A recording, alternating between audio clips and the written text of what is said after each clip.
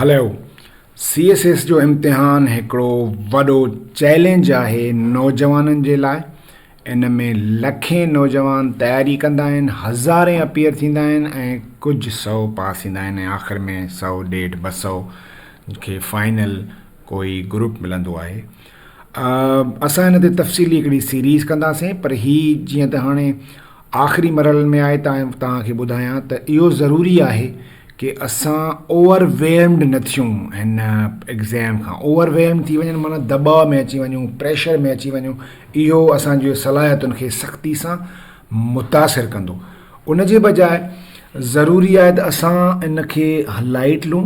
इहो नेचुरल आहे, इहो नेचुरल आहे त असां ते प्रेशर हुजे, फैमिली जो प्रेशर हूंदो आहे, दोस्तनि जो, पीयर्स जो प्रेशर हूंदो आहे, असां मां इलाही एक्सपेक्टेशन्स हूंदियूं आहिनि माण्हुनि जूं, दोस्तनि जूं, फैमिली जूं, पंहिंजूं रेस्ट्रिक्शन्स हूंदियूं आहिनि, एज जूं, टाइम जूं, त भई जल्दी करे वठूं, रोज़गार सां लॻे, नौकिरी सां लॻे, माण्हू अॻियां वधे, हालात जी अनसर्टेनिटी जे करे। Many reasons, there are many reasons to be overwhelm, pressure में अचण जा तमामु घणा रीज़न्स आहिनि, पर इहा स्ट्रेस मैनेज करणु इम्पॉर्टेंट आहे। स्ट्रेस नेगेटिव बि थी सघे थी ऐं उहा असांजी एंग्ज़ाइटी ऐं डिप्रेशन जो रीज़न थींदी ऐं उन जूं असांजूं क्रिएटिविटी, एनालिटिकल स्किल्स ऐं ॿियूं जेके नेचुरल असांजूं सलाहियतूं आहिनि उहा मुतासिर कंदी। इनस्टेड पॉज़िटिव स्ट्रेस ते फोकस कजे ऐं जेके असांखे पुश करे थी, महिनत करण ते नओं जज़्बो पैदा करे थी, नवां कम सेखारे थी, नयूं सलाहियतूं, full potential. Mind is like a parachute, it works when it opens.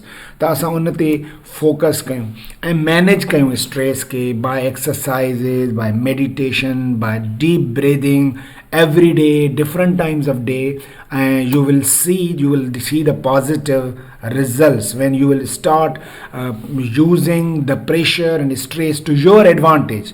पंहिंजे डिसएडवांटेज बजाए उन मां बेनिफिट तव्हां वठणु शुरू कंदो जॾहिं तव्हां ॾिसंदो त यस मूंखे टाइम मैनेज करिणो आहे, मूंखे डिस्ट्रैक्शन बंदि करणियूं आहिनि, व्हाट्सएप बंदि करिणो आहे, फेसबुक बंदि करिणो आहे, गैर ज़रूरी शयूं न आहिनि ॾिसणियूं, गैर ज़रूरी सोशलाइज़ेशन न आहे करणी, ऐं यू विल डू। हर हाल में तव्हांखे फोकस पंहिंजो ज़ाया न आहे करिणो। You have to be focused in every way ऐं उन सां ई तव्हां मैनेज करे सघंदव कुझु स्पेयर टाइम बि। स्पेयर टाइम मतिलबु टाइम आउट तव्हां वठंदव जॾहिं गेम खां ॿाहिरि हूंदो आहे माण्हू ऐं किताब कंप्यूटर बंदि करे तव्हां थोरी देरि लाइ कंहिं पार्क में कंहिं अकेलाई वारी जॻह ते वेहंदव त तव्हां प्रॉपरली फोकस करे सघंदव। गेम जॾहिं ॿाहिरियों क्रिकेट जे मैदान खां ॿाहिरि तव्हां वेठा हूंदा आहियो, टीवी ते वेठा हूंदा आहियो या मैदान में, त तव्हां ॿाहिरों बहितर ॾिसी सघंदा आहियो। अहिड़े नमूने फुटबॉल प्लेयर खे घटि नज़र ईंदी आहे। पंहिंजी फोकस कयो, तव्हांजूं स्ट्रेंथ्स छा आहिनि, what are you strong eight.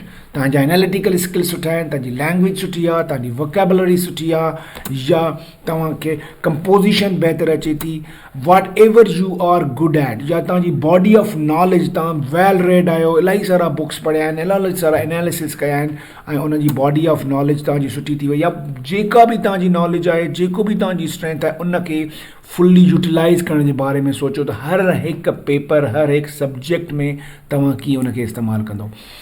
On exam day it doesn't matter तव्हां केतिरा टन्स ऑफ बुक्स पढ़िया आहिनि, प्रेज़ेंटेशन उन ॾींहं जी स्ट्रेस मैनेजमेंट, उन ॾींहं जो फोकस, तव्हां केतिरा फ्रेश आहियो, केतिरे सुठे मूड में, केतिरो आउट ऑफ स्ट्रेस तव्हां वञी थो, that will really make a difference ऐं उन सां ई तमामु घणो फ़र्क़ु पवंदो। हिकिड़ी शइ ज़रूरु यादि रखिजो, जेको कुझु तव्हां पढ़ियो आहे, इलाही सारनि पेपरनि लाइ तव्हां तयारी कंदा आहियो, उनखां सवाइ तव्हां ग्रेजुएशन कई आहे ऐं नॉर्मल लाइफ में असां पढ़ंदा रहूं था, इहा सॼी नॉलेज तव्हां मुख़्तलिफ़ सब्जेक्ट्स में इस्तेमालु करे सघो था। इट्स ओके कि तव्हां साइंस जे सब्जेक्ट में कॾहिं कोई हिस्ट्री जो एग्ज़ाम्पल ॾेई वञो, बिकॉज़ ऐं एसे लिखंदे उहो सोशियोलॉजी मां बि थी सघे थो, कंप्यूटर साइंसिस मां थी सघे थो, हिस्ट्री मां बि थी सघे थो, ऐं सॼी कंप्यूटर उहा नॉलेज इस्तेमालु करणी आहे। एसे जो मूं ज़िक्र कयो, एसे ते असांजा डिफरेंट वीडियोज़ आहिनि, उहे ज़रूरु ॾिसिजो, पर मां तव्हांखे कुझु शयूं हिन जे हवाले सां ज़रूरु ॿुधाईंदुसि कि एसे लिखण लाइ, सुठे लिखण लाइ तव्हांजो सुठो रीडिंग ज़रूरी आहे, सुठी रीडिंग ज़रूरी आहे। उन सुठी रीडिंग मां इहो ज़रूरी न आहे त तव्हां बम्बास्टिक कॉम्प्लिकेटेड लैंग्वेज पढ़ी हुजे, न। सुठा books I would always suggest कि तव्हां रुगो न्यूज़ पेपर डॉन ऐं उनजो एडिटोरियल पढ़ंदा कयो ऐं प्रैक्टिस कयो। लिखण जी जेतिरी प्रैक्टिस कंदो उहा तव्हांजी हेल्प कंदो, आख़िरी टाइम ताईं हेल्प कंदो। एटलीस्ट हाणे जेके ॾींहं बचिया आहिनि एटलीस्ट 20 दफ़ा हिकिड़ो एसे लिखो, मतिलबु मुख़्तलिफ़ सब्जेक्ट्स ते try it, lock your self on for that much time जेतिरो तव्हां एसे कंदो ऐं उनखे ओड़े नमूने सां कयो ऐं कंहिं दोस्त खे कंहिंखे बि ॾेखारियो, बिकॉज़ तव्हांजे बजाए ॿियो को माण्हू सुठे नमूने ॾिसी सघंदो। प्लस में ॿियनि सब्जेक्ट्स लाइ बि तव्हांखे ॿुधाए छॾियां, एसे खां सवाइ उहे बि हिकिड़ा एसेज ई हूंदा आहिनि, apart from mathematics, physics, pure sciences, natural sciences J subjects, ॿिया जेके बि सोशल साइंसिस जा, ह्यूमैनिटीज़ जा सब्जेक्ट्स आहिनि, उन्हनि जा आंसर्स बेसिकली एसेज ई हूंदा आहिनि, नंढा नंढा एसेज आहिनि as compared to the proper essay. तव्हां नंढा पैराग्राफ बि लिखंदा आहियो। At the last day, be confident, be easy and have a faith in yourself. This is where trust and confidence, easiness and faith in yourself, this is what will take you to the last moment. I assure you, until you shun the doubt, पंहिंजो पाण में शक, suspicion, faithlessness छॾे ॾियो।